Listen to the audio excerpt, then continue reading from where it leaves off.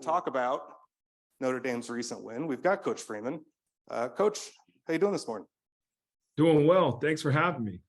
Hey, thank you. I appreciate you being here. It's very exciting to see you on Monday morning, or anytime really, Coach. But after a win like that, how's the mood feeling around South Bend?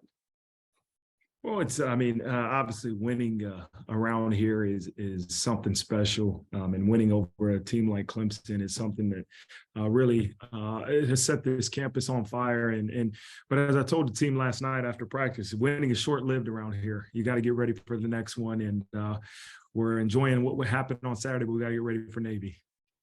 So yeah, I know you had a previous season as a coordinator to get a feel for South Bend and what game day is like there. But I would imagine the atmosphere for a win over an undefeated Clemson team at home is really something special. What was it like? How did it feel in the building on Saturday?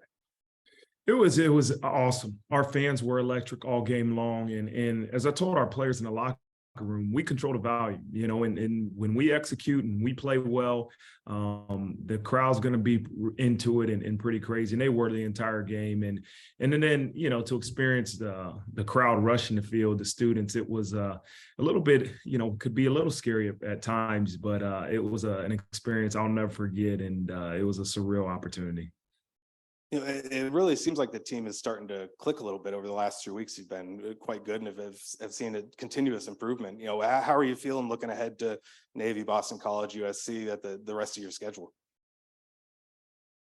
As you said, it's about constant improvement. And, a lot of times, sometimes negative things have to happen for you to really take a deep dive into what you're doing and how to improve and how to enhance your process. And I think that's what this season has entailed so far. Is there's been some bumps in the road, but we call it the bumpy road to better. And we've found ways to continuously improve. And Saturday was a culmination of everything coming together and playing well on all three phases. And you had to do that in order to beat a great team like Clemson. And so the challenge will be to continue to do it, continue to enhance what we're doing, continue to improve ourselves as individuals and as a football team, and go out there and be able to execute versus Navy.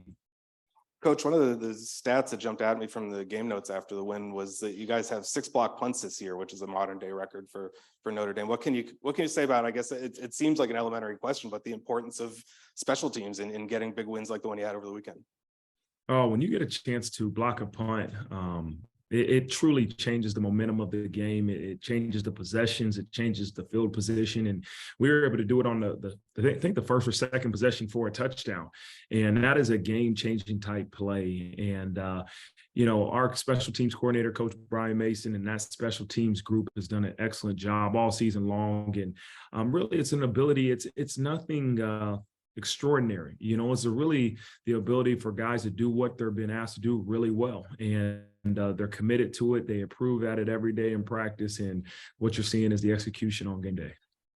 Another kind of interesting note from the notes, I should say, is you guys are 5-0 this year when you have 200 rushing yards. I know you had on Saturday you had 200-yard rushers. It's certainly anytime somebody can get 200 yards of offense on the ground, it's going to put you in a position to succeed. But what are you seeing in the games when your team is running the ball well that's making the difference there? Yeah, the first thing I'll say is I don't know who the head coach is, but it's not rocket science. Just run the ball, the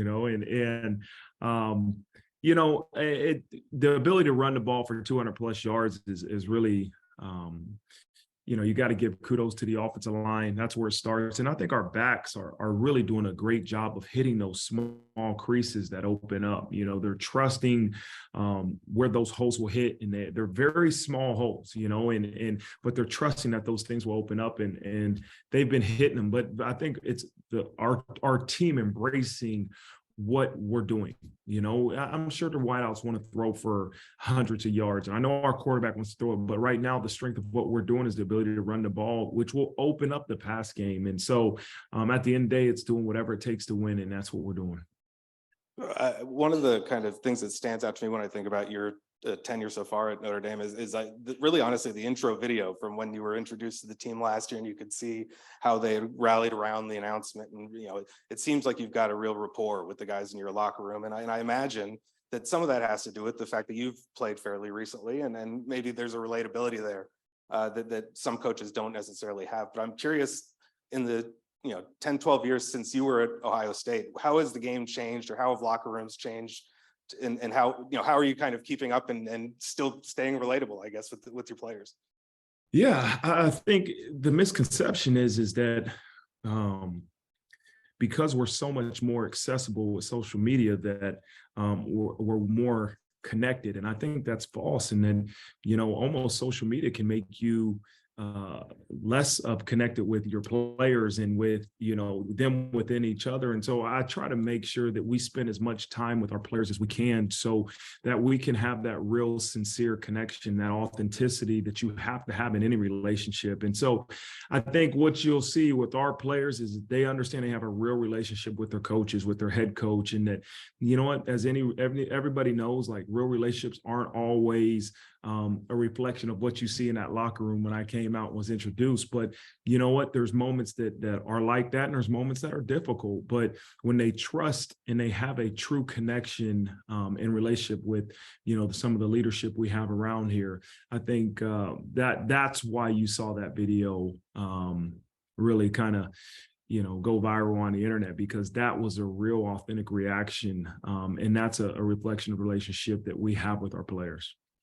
Yeah, again, Coach, I appreciate all the time this morning. I'll let you go with this. I see the picture of you and your beautiful family on the wall behind you. As you guys are getting more and more settled in South Bend, do you have favorites around town that have come up, or things that you'd recommend? We have a lot of scouts and folks who come up to see games throughout the year. I'm curious your top South Bend tips for scouts going to see the game. Well, we got a lot of distinctions here on campus. Obviously, you got to make sure you go see Touchdown Jesus and the Golden Dome, and then we have the Grotto. And there's a lot of distinctions here on campus. And listen, I can't point out just one place, a restaurant to go eat, but there's a lot of good Italian food around here in South Bend. So you can't go wrong. Make sure you go see some of those distinctions that we have here on campus. And then, listen, there's no wrong place to go to eat here in South Bend. Awesome. Well, thank you again, Coach, for the time, and congratulations again. FWA's National Team of the Week, Cheez-It Bowl National Team of the Week, I should say. And, huge win over Clemson, great run so far, and we'll look forward to the rest of the season. Thanks again, Coach. Thank you.